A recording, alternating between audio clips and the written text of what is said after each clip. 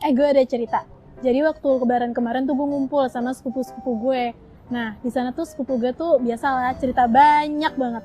Dari cerita itu, ternyata sepupu gue tuh mau nikah sama orang Korea. Gue tuh kayak yang akhirnya dia dapet orang Korea, padahal gue tahu banget dia tuh suka banget sama idol K-pop. Nah, seru banget nih kalau misalkan dari cerita sepupu gue ini, kita bahas mengenai perkawinan WNI dengan WNA.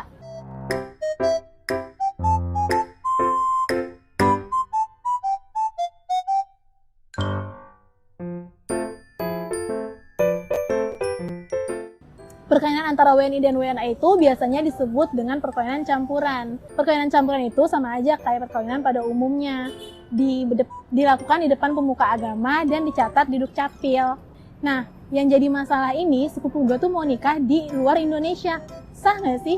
Ya sah-sah aja, karena kan undang-undang perkawinan udah mengakomodir tentang hal itu. Tapi setelah balik ke Indonesia, dalam waktu 30 hari itu harus segera didaftarkan.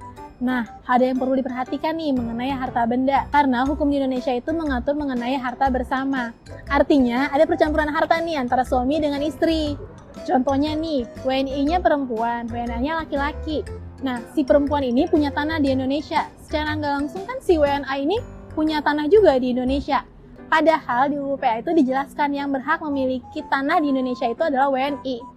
Jadi dibuatin aja perjanjian kawin sebagai pemisah harta. Dengan begitu, hak yang dimiliki oleh WNI ini seutuhnya milik WNI walaupun adanya perkawinan campuran dengan WNA. Sebenarnya perjanjian kawin sendiri itu dulu tuh dibuat sebelum perkawinan itu dilangsungkan. Tapi sekarang ini perjanjian kawin bisa dibuat saat berlangsungnya perkawinan. Itu disebut dengan posnap. Oke, sampai jumpa di next video. Jangan lupa like, share, dan subscribe. Sampai ketemu di Cerah Cerita Radia. Dadah!